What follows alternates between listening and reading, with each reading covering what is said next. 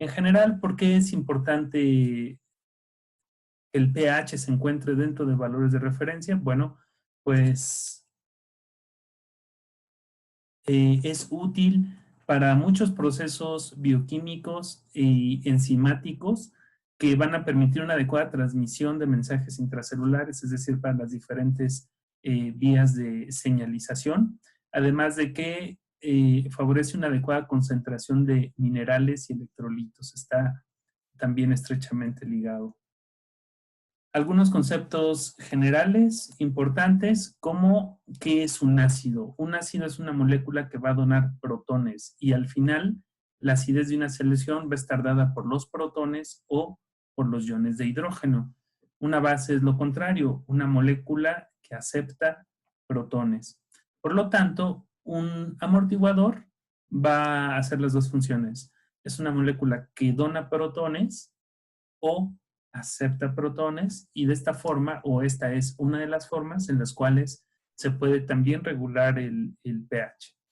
Entonces, ¿qué es el pH? Digamos que la definición precisa es el logaritmo negativo de las concentraciones de los iones de hidrógeno. Eso sería pH, que dicho en términos más simples, es la concentración de hidrogeniones o de los iones de hidrógeno o de los protones.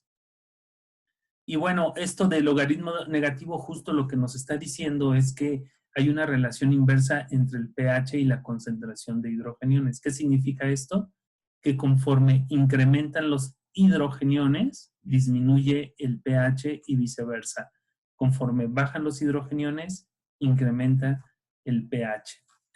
Y les decía, bueno, en la mayoría de las especies, el pH en sangre es de 7.35 y 7.45. Justamente son, les decía, valores o intervalos muy, muy estrechos y que deben estar siempre manteniéndose dentro de ese margen, porque ya menos de 7 o más de 7.5 estaríamos hablando de valores muy críticos. Entonces, fíjense cómo el incremento o la disminución no son tan marcados y ya son críticos. Entonces, ¿cómo se regula el pH? ¿Qué es lo que hace el organismo para mantenerlos dentro del valor de referencia?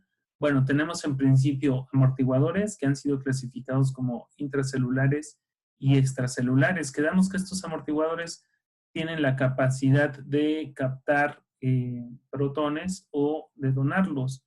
¿Cuáles son? Proteínas, como proteínas plasmáticas en general, hemoglobina o fosfatos. Esos son los intracelulares, pero también hay extracelulares. Perdón, estas proteínas son intracelulares.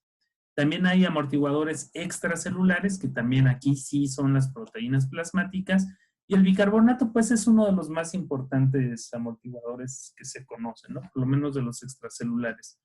Pero también los fosfatos y el ácido carbónico.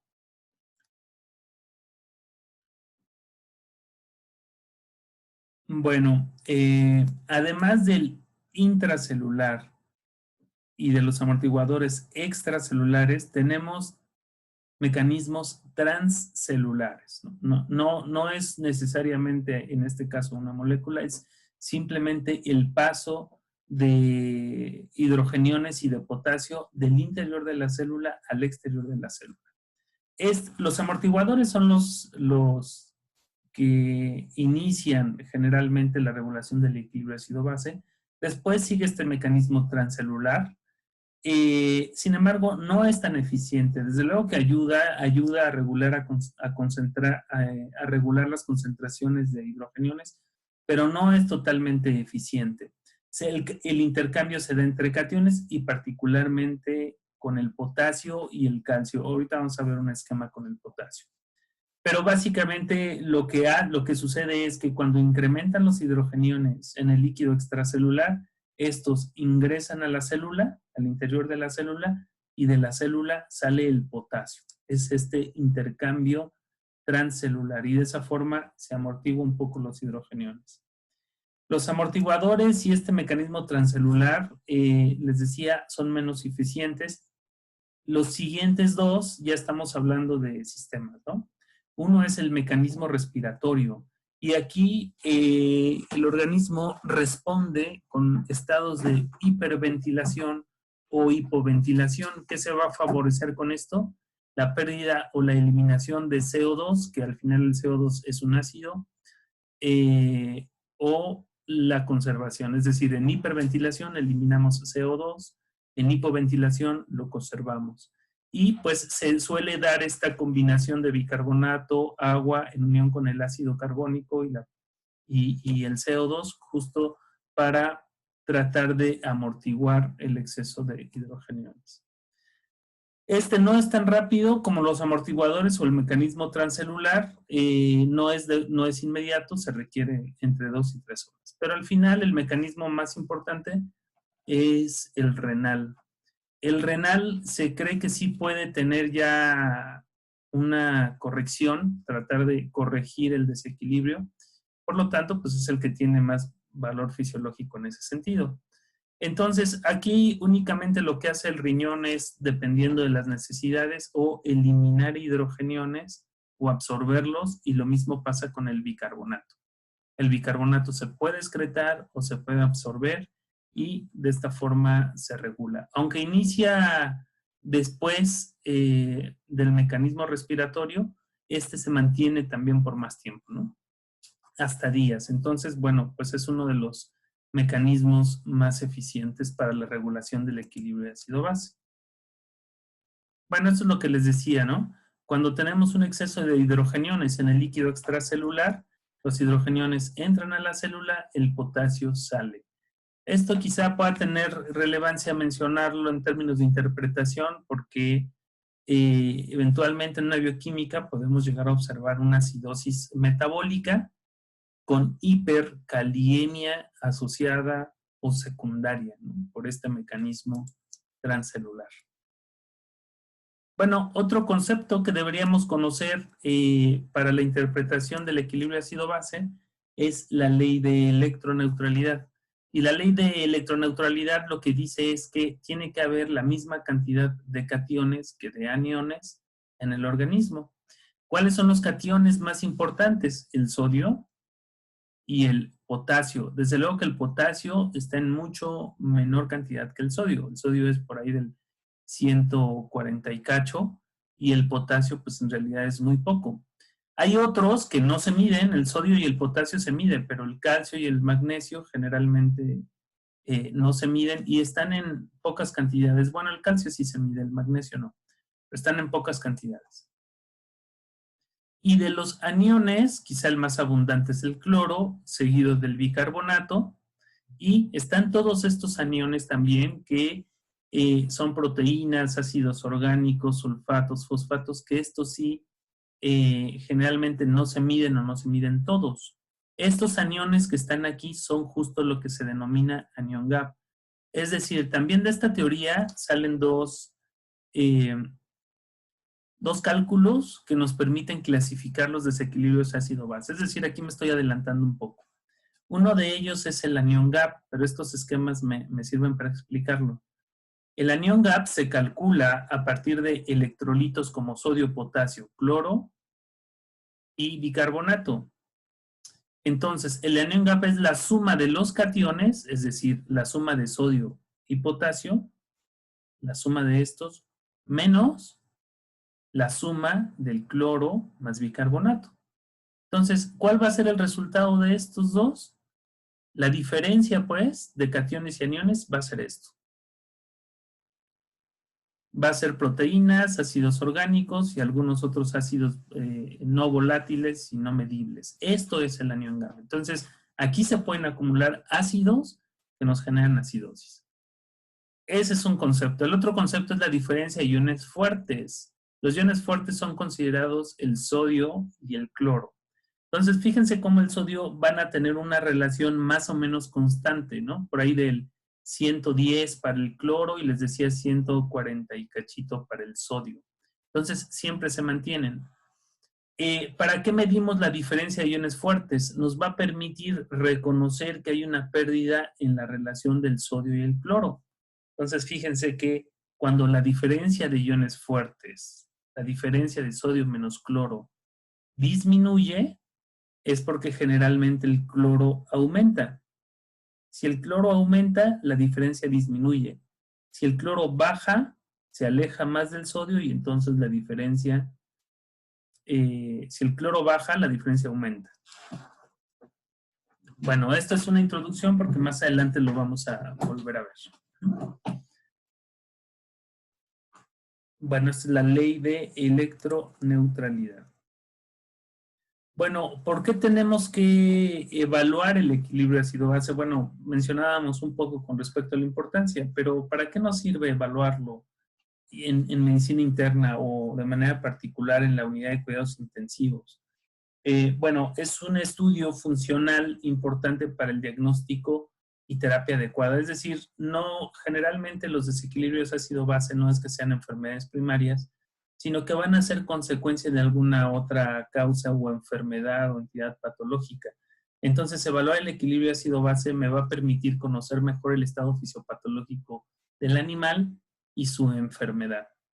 Y de igual forma, pues les decía que el equilibrio ácido-base se tiene que mantener inclusive en las diferentes patologías, porque eso nos va a permitir una mejor respuesta al tratamiento, ¿no? Mantener el equilibrio ácido-base.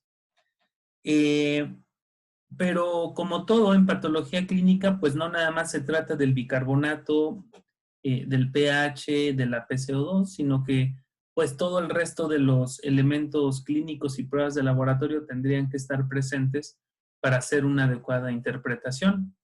Y desde luego que tanto en las alteraciones como en el intento de corrección del desequilibrio ácido-base van a estar involucrados riñón, tracto gastrointestinal, porque por ahí se puede perder, por ejemplo, cloro o bicarbonato, y respiratorio.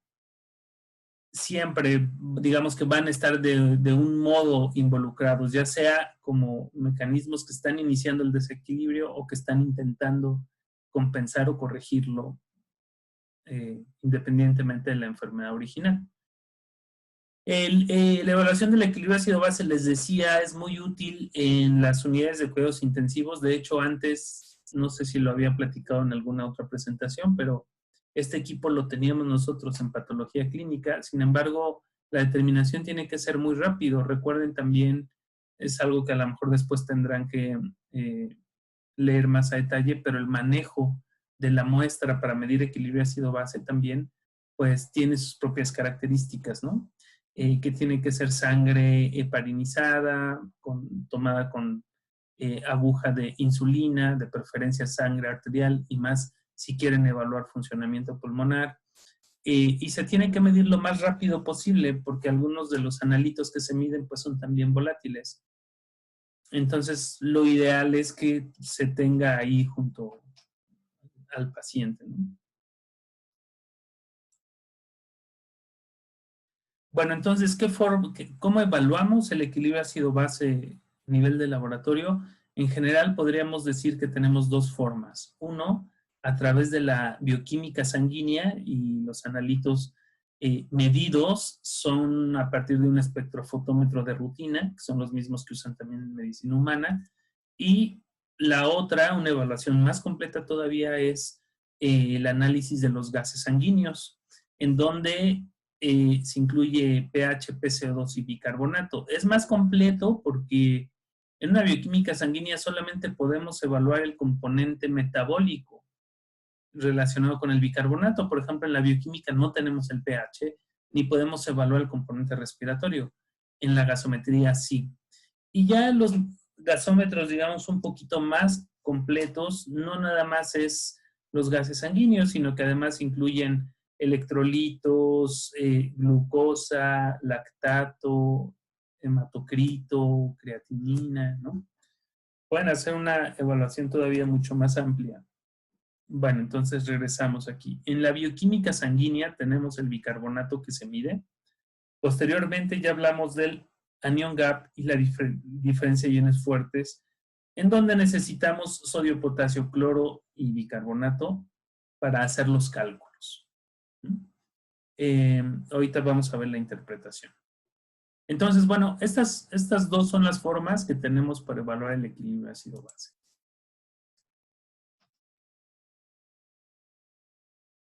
Bueno, entonces, antes de entrar a la interpretación, yo les podría decir que esta diapositiva es importante porque forma la base de los desequilibrios, pues, ácido-base, ¿no? Entonces, vamos a recordar que tenemos de dos tipos. Uno que es el componente metabólico y otro que es el componente respiratorio. Y para el componente metabólico nos vamos a enfocar en el bicarbonato. Y para el componente respiratorio en la PCO2 o presión de CO2. En ese sentido, vamos a tener dos alteraciones por cada componente. Acidosis metabólica y alcalosis metabólica, y también acidosis respiratoria y alcalosis respiratoria. Entonces, las pruebas en bioquímica me van a permitir saber si hay acidosis o alcalosis metabólica. Y en la gasometría, si hay acidosis o alcalosis tanto metabólica como respiratoria. Esa sería la diferencia. Pero esta es la base del inicio de la interpretación. La disminución del bicarbonato me indica acidosis metabólica. Yo esperaría que el pH estuviera bajo si es que se mide. Si no se mide, pues bueno, la pura reducción del bicarbonato. Y alcalosis metabólica, lo contrario, un aumento en la concentración plasmática de bicarbonato. Con respecto a la parte respiratoria, el aumento en la PCO2, la PCO2 recuerden que es un ácido, entonces si aumenta, es por acidosis respiratoria y generalmente va a ser el mecanismo una hipoventilación por muchas causas que ahorita vamos a ver más adelante. Pero el chiste es que no se está eliminando la CO2. Ahorita vamos a ver las causas. Esto también se le llama hipercapnia. La alcalosis respiratoria es al contrario. Es por una disminución en la PCO2, pero la disminución es en sangre. ¿Y por qué disminuyó en sangre? Porque se está eliminando de forma excesiva por la respiración. Es decir, estados de hiperventilación. ¿De acuerdo? Entonces, estos cuatro aspectos, junto con el bicarbonato y la PCO2, tienen que tenerlos muy claro para posteriormente interpretar. Entonces, acidosis metabólica, disminución de bicarbonato; alcalosis metabólica, aumento de bicarbonato; acidosis respiratoria, incremento en la PCO2; alcalosis respiratoria, disminución en la PCO2. Bueno, ahora vamos con la parte metabólica y con lo que se evalúa en la bioquímica, aquí sin considerar el pH, solamente el aspecto de la bioquímica. Y quedamos que los analitos es bicarbonato, anión GAP y diferencia de iones fuertes, ¿cierto? Bueno, estas son las causas. Entonces, una, que tengamos pérdida de bicarbonato. ¿Por qué puede suceder esto? Por diarrea, o sea, vías gastrointestinales, o por insuficiencia renal. Las causas pueden ser más, ¿eh? Yo en realidad aquí estoy colocando como las más importantes, que se ven a lo mejor de una forma más rutinaria. Ajá. Entonces, pérdida de bicarbonato. O puede ser que se esté acumulando un ácido. ¿Qué ácidos? Bueno, quizá uno de los más frecuentes es el ácido láctico, que este se puede acumular, por ejemplo, en estados de hipoperfusión tisular, que estos pueden ser muchos, que va desde deshidratación hasta a lo mejor hipoadrenocorticismo, ¿no? Y ahí toda la serie de enfermedades o alteraciones que nos pueden producir hipoperfusión. Pero bueno, el ácido láctico es uno de los más frecuentes. ¿Qué otros ácidos? Los cuerpos cetónicos, es decir, la cetoacidosis diabética, aunque se pueden formar, ya veíamos en urianálisis, ¿no? Se pueden formar cuerpos cetónicos en otras causas independientes a la diabetes mellitus. Pero bueno, los cuerpos cetónicos son otros ácidos. El etilenglicol, aunque no estrictamente el etilenglicol, pero sí la conversión del etilenglicol a diferentes metabolitos que causan acidosis. Esta intoxicación, ya saben que te causa lesión renal aguda y una acidosis por acumulación de ácidos muy marcada. Y uremia, los ácidos urémicos, sulfatos y fosfatos. Bueno, entonces se pierde bicarbonato, se acumulan ácidos o deficiencia en la excreción renal de un ácido que puede darse también por insuficiencia renal. Ahora aquí el punto es cómo En los analitos bioquímicos yo puedo hacer esta clasificación o puedo marcar esta diferencia. Bueno, número 1, voy a repetir. ¿Cómo identifico la acidosis metabólica en la bioquímica? Tiene que estar bajo el bicarbonato. Ajá, entonces, número 1, bajo el bicarbonato. Ya, tiene acidosis metabólica. ¿De qué tipo? Tengo que ver anión gap y tengo que ver diferencia de iones fuertes. Entonces, si está disminuido el bicarbonato y tiene un incremento en el anión gap que se compara con el valor de referencia, se dice que tengo una acidosis metabólica por ganancia de ácidos. No es por pérdida de bicarbonato, es por ganancia de ácidos. ¿Qué ácidos? Pues cualquiera de estos. ¿Cómo sé cuál de estos? Tengo que ver la historia clínica, la enfermedad y las pruebas de laboratorio, ¿no? Yo les decía, si está deshidratado, a lo mejor es el láctico. Si tiene diabetes mellitus, pues los cuerpos cetónicos. Si tiene insuficiencia renal, etilenglicol o uremia, ¿no? O sea, esto no me dice qué tipo de ácido es el que se está incrementando, pero se está incrementando un ácido. Entonces, acidosis metabólica por acumulación o ganancia de ácidos. Ese es un tipo de acidosis. Y el otro tipo de acidosis sería acidosis metabólica con disminución en la diferencia de iones fuertes. Y esto me indica que esta acidosis es hiperclorémica. Hiperclorémica. ¿Y a qué causas tengo de esta acidosis metabólica hiperclorémica? Que se esté perdiendo el bicarbonato. De hecho, esa es la razón por la que se está ganando el cloro. Ahorita lo vamos a ver más adelante. Pero entonces, se pierde el bicarbonato, se gana el cloro para mantener la ley de electroneutralidad y entonces tenemos la acidosis metabólica hiperclorémica y o tiene diarrea o es por pérdida renal. ¿De acuerdo? Estos son los únicos dos tipos de acidosis que vamos a ver en la bioquímica sanguínea y estas las asociaciones que vamos a hacer cuando las encontremos. Fíjense aquí. Acidosis metabólica por acumulación de ácidos. Quedamos que baja bicarbonato e incrementa el anión gap. Entonces, ¿qué es lo que está sucediendo aquí? Bueno, son las mismas barras, pero ahorita colocadas horizontalmente. Este es el sodio, este es el potasio, aquí estaba calcio y magnesio. Del lado de los cationes, del lado de los aniones, cloro, bicarbonato y anión gap. Entonces, si es una acidosis metabólica por ganancia de ácidos, ¿qué está incrementando? Esta barra de aquí, que damos los ácidos no medibles. ¿Y quién disminuye? Pues el bicarbonato. ¿Por qué disminuye? Porque en parte porque es un amortiguador y en parte para mantener la ley de electroneutralidad. Al final, fíjense cómo se mantienen cationes y aniones igual. Entonces, el bicarbonato disminuyó. ¿Cuáles son las causas? Las mismas que ya mencionaba. Etilenglicol, aquí incluyo salicilatos, diabetes mellitus, cetoacidótica, otras causas de cetosis, acidosis urémica, insuficiencia renal, acidosis láctica. ¿De acuerdo? Cualquiera de estos ácidos son los que están aquí incrementando y por eso disminuye el bicarbonato y el cloro no se mueve. La diferencia de iones fuertes está normal porque no se mueve sodio, no se mueve cloro.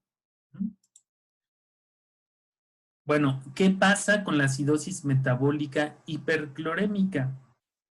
El valor de referencia de la diferencia de iones fuertes es de 30 a 40 y yo les decía, si baja de 30, si está reducida la diferencia de iones fuertes, tenemos una acidosis metabólica hiperclorémica y aquí el anión GAB está normal. ¿Cuáles son las causas que quedamos? Diarrea e insuficiencia renal. ¿Qué es lo que está sucediendo aquí? Se está perdiendo el bicarbonato. Pero entonces, para mantener esta ley de electroneutralidad, si se pierde bicarbonato, ¿qué es lo que se gana? El cloro. Fíjense cómo sube el cloro. Sube el cloro porque se perdió bicarbonato. Ahora, ¿qué le va a pasar a la diferencia entre el sodio y el cloro? Pues evidentemente la diferencia va a disminuir, ¿no? Porque el cloro se está acercando al sodio. Entonces, por eso, disminución de bicarbonato y disminución en la diferencia de iones fuertes lo vamos a asociar a una acidosis metabólica hiperclorémica. ¿Cuál será la causa?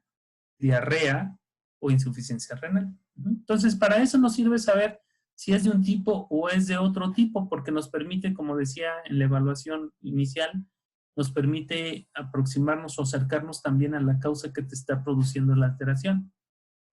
Ahora, puede ser mixto, puede haber una acidosis metabólica hiperclorémica con una acidosis metabólica por acumulación de ácidos. No es tan frecuente, pero puede dar la situación. Esto es con respecto a las acidosis metabólicas. Ahora, la alcalosis metabólica solo es de un tipo.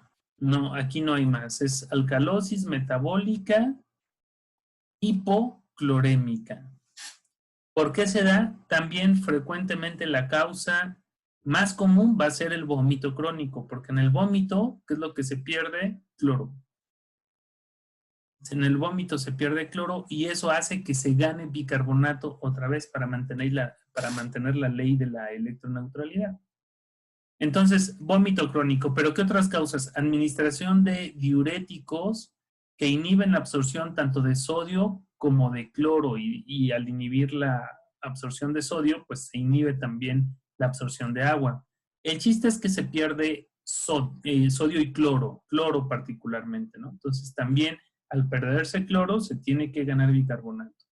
Administración de álcalis, hiperaldosteronismo, ¿no? Esto ya sería como más raro, pero la aldosterona, recuerden que su función es retener sodio y excretar potasio. Sodio y cloro, pues, y excretar potasio. Entonces, una causa, la principal, importante, sería el vómito, y nosotros vamos a encontrar incrementado el bicarbonato, o sea, es decir, esto es la forma en cómo lo identifico en la bioquímica. Incrementado el bicarbonato, incrementada la diferencia de iones fuertes, y esto lo interpreto como una alcalosis metabólica hipoclorémica. Aquí quiero marcar un detalle. Independientemente de si el sodio y el cloro se encuentran por arriba o por abajo del valor de referencia, de todas maneras, si la diferencia de iones fuertes está alta, se clasifica como hipoclorémica, aunque el cloro esté normal, ¿no? Porque en realidad esto nos estamos refiriendo, como les decía, a esta relación que tiene que haber entre el sodio y el cloro, no tanto a su valor de referencia. Fíjense. Entonces, ¿qué pasa en el vómito, por ejemplo? Pues se va a perder cloro y cuando se pierde cloro, pues se va a ganar bicarbonato, va a incrementar bicarbonato para mantener la electroneutralidad. Entonces, por esa razón, ¿qué está pasando? El sodio no se mueve, ¿no? ¿Qué pasa si baja el cloro? ¿Qué le va a pasar a la diferencia? La diferencia va a aumentar entre sodio y cloro. Por eso, el aumento en la diferencia de iones fuertes me indica hipocloremia. Causas, bueno, las mismas que ya les mencionaba. Bueno, esto es referente a la bioquímica. Aquí está la diferencia de iones fuertes, el valor de referencia. Menos de 30, acidosis metabólica. Claro, con la reducción del bicarbonato, ¿eh? Más de 40, alcalosis metabólica. De igual forma, con el incremento, en este caso, del bicarbonato. Bueno, eso es con lo referente a la bioquímica. Les decía, ahí no tenemos pH. Se puede dar una idea, uno puede suponer que si hay una acidosis metabólica, el pH estuviera bajo y viceversa, si es alcalosis metabólica alto, pero pues nos podemos quedar un poco cortos porque tampoco estamos viendo si está habiendo o no intento de compensación respiratorio, ¿no? Bueno, pero entonces ahora vamos con la interpretación de la gasometría. La gasometría en realidad tiene mucha utilidad más allá del equilibrio ácido-base, ¿no? Por ejemplo, evaluar la fisiología pulmonar. Sin embargo, aquí nos vamos a enfocar exclusivamente al equilibrio ácido-base. Y les decía, pues ya los gasómetros cada vez son más completos y determinan una mayor cantidad de analitos, ¿no? Principalmente en urgencias. Bueno, entonces quedamos que son dos alteraciones respiratorias, que es acidosis y alcalosis respiratoria. ¿Cuáles son las causas de acidosis respiratoria? Bueno, ahí vamos a tener un incremento en la PCO2. Este incremento en la PCO2 se está dando porque no se está eliminando. ¿Por qué no se elimina? Dos mecanismos se mencionan. Uno, depresión del centro respiratorio. Es decir, cuando se reduce la frecuencia respiratoria. Por ejemplo, en anestésicos, que saben seguramente ustedes mejor que yo, que pueden cursar con bueno, reducción en la frecuencia respiratoria, pero también con apnea, traumatismos del sistema nervioso central o lesiones ocupantes de espacio, por ejemplo, en tórax, líquido, sangre, aire, que no permita una expansión adecuada en los pulmones, ¿no? O de plano, un problema también respiratorio, bueno, neumotórax podría estar en lo que explicaba hace rato también. Neumotórax, obstrucción de vías aéreas, neumonía, edema pulmonar, debilidad en músculos respiratorios, restricción del movimiento de la pared torácica. Bueno, finalmente cualquiera de los dos hay una deficiencia o en el intercambio gaseoso o en la eliminación de la PCO2. Entonces la PCO2 se acumula y eso te indica acidosis respiratoria. Y alcalosis respiratoria, que les decía, el mecanismo será hiperventilación y entonces una excesiva eliminación de la PCO2. ¿Y cuáles pueden ser esas causas de hiperventilación? Bueno, aquí se mencionan estados hipermetabólicos como fiebre o estrés calórico, ¿no? En donde se requiera bajar también la temperatura, puede haber hiperventilación. Estimulación del centro respiratorio, ansiedad, fiebre, dolor, lesión, alguna lesión neurológica o hipoxemia, en donde también puede incrementar la frecuencia respiratoria como un mecanismo compensatorio a la anemia y a la hipoxia, ¿no? Entonces, en general, estados de hiperventilación. Bueno, y ahora vamos a la parte de la interpretación de las gasometrías. Digamos que esto es la introducción, estas son las bases en realidad de interpretación, ¿no? Y empezamos primero con los trastornos ácido-base simples, y esto es también para recordar lo que comentaba hace rato, ¿no? Entonces, ¿qué esperaríamos ver en una acidosis metabólica? Con respecto al pH, pues claro que esté reducido, ¿no? Una disminución en el pH. Ya cuando tenemos la gasometría y cuando tenemos el pH, siempre la interpretación tiene que empezar por el pH. Entonces, aquí el pH me está diciendo que hay una acidosis. Lo siguiente que tendría que hacer es ver si fuera una acidosis metabólica, cuál es el que estaría afectado, PCO2 o bicarbonato. Pues sería en realidad el bicarbonato. El bicarbonato es el que tendría que estar en acidosis. Entonces, el bicarbonato está reducido. Ahora, ¿qué es lo que pasa con la parte respiratoria? Aquí, generalmente, la parte respiratoria va a compensar a la metabólica y la parte metabólica va a compensar a la respiratoria. Un dato, que ahorita voy a hacer énfasis otra vez, un dato es que esta compensación nunca es completa. Generalmente es una compensación parcial que no lleva el pH a los valores de referencia. Es a lo que me refiero cuando digo no es completa. Entonces, esto es una acidosis metabólica porque está reducida la PCO2. Y fíjense cómo, perdón, está reducido el bicarbonato. Y fíjense cómo la PCO2 está también disminuida. ¿Qué me está indicando la PCO2? Al estar disminuida, una alcalosis respiratoria. Entonces tengo una acidosis metabólica con una alcalosis respiratoria parcialmente compensada o con compensación parcial. Ahora, ¿qué tendría que ver una alcalosis metabólica? ¿Cómo estaría el pH? Pues estaría incrementado. Ahora, si es metabólica, ¿en qué me tengo que fijar? Pues me tengo que fijar en el bicarbonato. Seguramente el bicarbonato está incrementado. ¿Cuál va a ser la respuesta compensatoria del mecanismo pulmonar?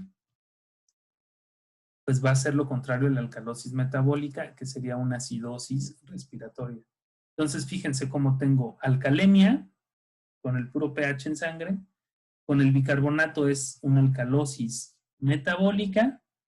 ¿Y qué pasa con la PCO2? Tengo incrementada la PCO2, hipercapnia. Entonces, esto es una acidosis respiratoria que está compensando parcialmente la alcalosis metabólica. Otra vez digo parcialmente porque el pH seguiría estando alto, ¿de acuerdo? Así es como se comporta la acidosis y alcalosis metabólica. Ahora, ¿qué va a pasar en la parte respiratoria? Creo que esto no lo tengo aquí. Bueno, es esto mismo en realidad, pero aquí mismo lo podemos explicar. ¿Qué va a pasar en la acidosis y alcalosis respiratoria? En la acidosis respiratoria, pues voy a tener disminuido el pH, pero aquí la PCO2 va a estar incrementado. Eso me dice hay una acidosis respiratoria. Y entonces el bicarbonato va a estar en alcalosis, va a estar incrementado porque está compensando a la acidosis respiratoria. Y la alcalosis respiratoria sucede pues al contrario, ¿no? Al ser una alcalosis, el pH tendría que estar incrementado, pero al ser una alcalosis respiratoria, ¿cómo esperaría que estuviera la PCO2? Disminuida. Y entonces, ¿cuál sería la respuesta metabólica? Pues una alcalosis metabólica compensando a la acidosis respiratoria.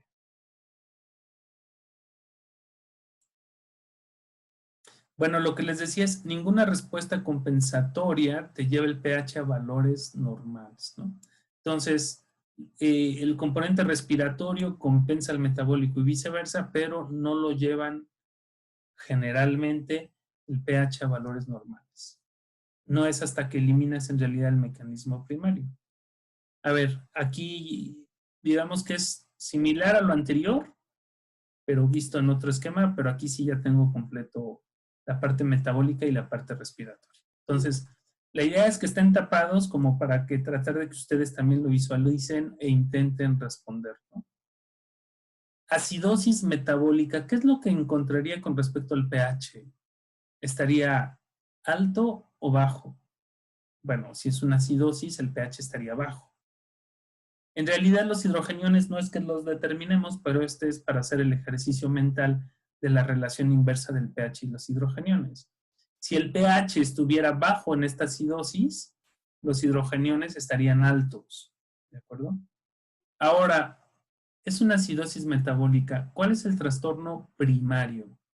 Si es metabólica, el trastorno primario sería la reducción del bicarbonato. ¿Cuál sería la respuesta compensatoria? Respiratoria. Si es acidosis metabólica, ¿qué respuesta respiratoria compensatoria tendría? Una alcalosis respiratoria. ¿Cómo identifico la alcalosis respiratoria? Por una disminución en la PCO2. ¿De acuerdo? Entonces, baja pH, acidosis metabólica, baja bicarbonato, respuesta compensatoria, disminuye la PCO2, que sería alcalosis respiratoria. Y así para cada una de las alteraciones, ¿no? Vamos a hacerlo un poquito más rápido. Alcalosis metabólica, ¿cómo estaría el pH? Alto. Esta parte ya me la salto, ¿no? Alto. Ahora, es una alcalosis metabólica. ¿Cuál es el problema primario? Pues es el bicarbonato. Si es alcalosis, ¿cómo estaría el bicarbonato? Alto. Es una alcalosis metabólica. ¿Cómo va a responder entonces la parte respiratoria? Con una acidosis respiratoria. ¿Cómo estaría la PCO2? Alta. ¿De acuerdo? Esto fue lo metabólico. Ahora, ¿qué pasa con lo respiratorio? Acidosis. Bueno, otra vez el pH bajo. Pero ahora, ¿cuál va a ser el componente primario si es respiratorio? Pues va a ser la PCO2. Entonces, si es una acidosis, la PCO2 está alta. Y el bicarbonato responde con una alcalosis metabólica, entonces también estaría alto. Y en la alcalosis respiratoria, pues lo mismo, pero al revés, ¿de acuerdo? Estos son los 4 principales alteraciones que vamos nosotros a tratar de clasificar e identificar en una gasometría. Dicho esto, vamos a poner estos, digamos, ejercicios o estos ejemplos, ¿no? Vamos a suponer que es un animal que tiene diarrea.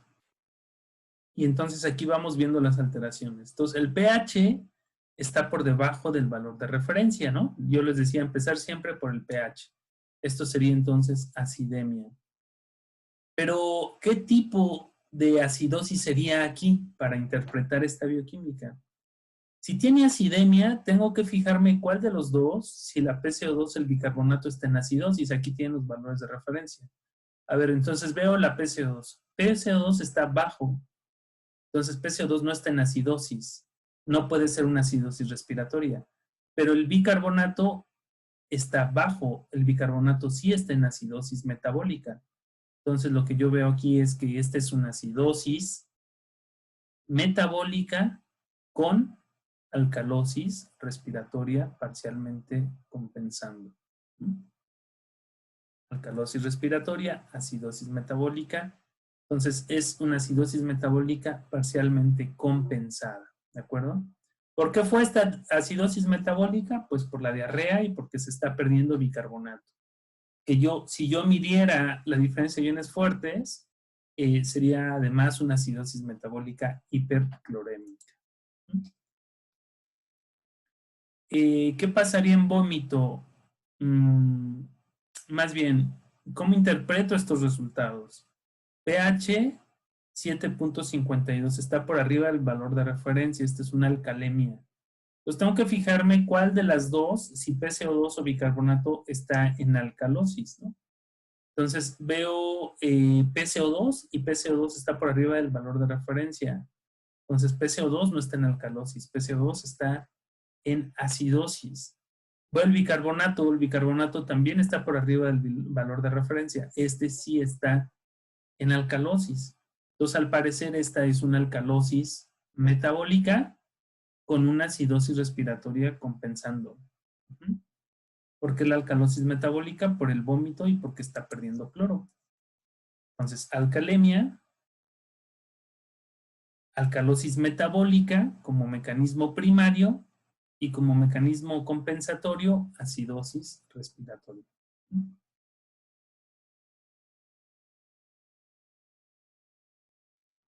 Bueno, ahora hay un problema con neumonía. Vemos estos resultados.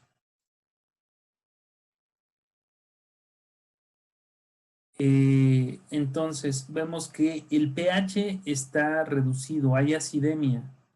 ¿Cuál de los dos está en acidosis?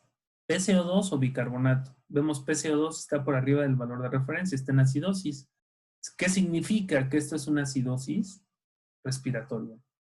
Y entonces el bicarbonato está por arriba del valor de referencia, este está en alcalosis, entonces ahora es acidosis respiratoria con alcalosis metabólica compensando o parcialmente compensando. Entonces, acidosis respiratoria es el mecanismo primario y la alcalosis metabólica es la que está compensando. ¿De acuerdo? Bueno, ahora, este ejercicio dice vómito y neumonía. Vamos a ver, el pH está dentro del valor de referencia. La PCO2 está incrementada, entonces esto es una acidosis respiratoria. El bicarbonato está incrementado, entonces sería una alcalosis metabólica. Aquí el punto es que el pH está dentro del valor de referencia. ¿Cómo voy a saber si el componente primario es esta acidosis respiratoria y la parte metabólica está compensando, la alcalosis metabólica está compensando la acidosis respiratoria o viceversa? Tengo una alcalosis metabólica y en realidad esta acidosis respiratoria está compensando la alcalosis metabólica. ¿Cómo saberlo? Si antes el pH era el que me daba esa respuesta porque estaba bajo o estaba alto. Bueno, aquí es donde aplica la regla de ningún mecanismo compensatorio lleva el pH a valores de referencia. Pero este sí está en valores de referencia. ¿Qué significa entonces? Lo que significa es que los dos componentes son primarios y que tiene dos patologías, ¿no? Tiene una acidosis respiratoria por la neumonía y tiene una alcalosis metabólica por el vómito, ¿no? Entonces, este es un desequilibrio ácido-base mixto. Bueno, para terminar, esta clase es nada más un resumen de que podemos revisar con estos mapas mentales. De hecho, el libro de mapas mentales yo lo compartí con ustedes. No sé si ya les había platicado en alguna clase de esto, pero bueno, pues es un recurso didáctico que hicimos en patología clínica, coordinado por el doctor Jardón. en donde tratamos de hacer mapas mentales de la mayoría de los temas de patología clínica, por lo menos los que están incluidos en nuestro programa de estudios. Y la idea es que en una sola mirada tengamos una visión de todo, bueno, no de todo, pero de los aspectos más importantes del tema. Entonces, pueden consultar ese documento que les pasé, porque realmente es muy útil y además viene acompañado con un texto también breve y fácil de fácil lectura. Bueno, entonces, otra vez decíamos que el pH pues es importante, el pH es importante para diferentes procesos bioquímicos, enzimáticos, intracelulares. Los mecanismos de regulación serán amortiguadores intra y extracelulares, posteriormente el transcelular, después ya hablando de sistemas, el sistema respiratorio que me permitirá eliminar PCO2 o conservar, y el renal que me permitirá conservar o excretar hidrogeniones y bicarbonato como mecanismos de regulación. ¿Cómo evalúo el equilibrio ácido-base en una gasometría? Perdón, en una bioquímica tengo bicarbonato, anión GAP y diferencia de iones fuertes. Y en una gasometría tengo pH, bicarbonato y PC2 como elementos más importantes, porque también está el exceso de base y todos los demás analitos del gasómetro. Pero bueno, de esta forma evalúa el equilibrio ácido-base. Las alteraciones, quedamos que son 4, ¿no? Acidosis metabólica, alcalosis metabólica, acidosis respiratoria, alcalosis respiratoria y acidosis respiratoria. Entonces, con respecto a la acidosis metabólica, tengo de dos tipos. Una que es la hiperclorémica, que va a suceder por diarrea o por insuficiencia renal. ¿Cómo la reconozco? Por la disminución del bicarbonato y por la disminución en la diferencia de iones fuertes. Y la otra, aquí hay una flecha que se dirige hasta acá, pero en realidad esta flecha debería venir de aquí. La otra que es la acidosis metabólica por acumulación de ácidos. ¿Cómo la reconozco? Por la disminución en el bicarbonato y el incremento en el anión GAP. ¿Qué ácidos pueden estar acumulándose ahí? Cualquiera de estos. Cuerpos cetónicos, ácido láctico, ácidos urémicos, etilenglicol, salicilatos. Generalmente. Bueno, ahora con respecto a la alcalosis metabólica hipoclorémica, ¿cómo la reconozco? Incremento del bicarbonato e incremento en la diferencia de iones fuertes.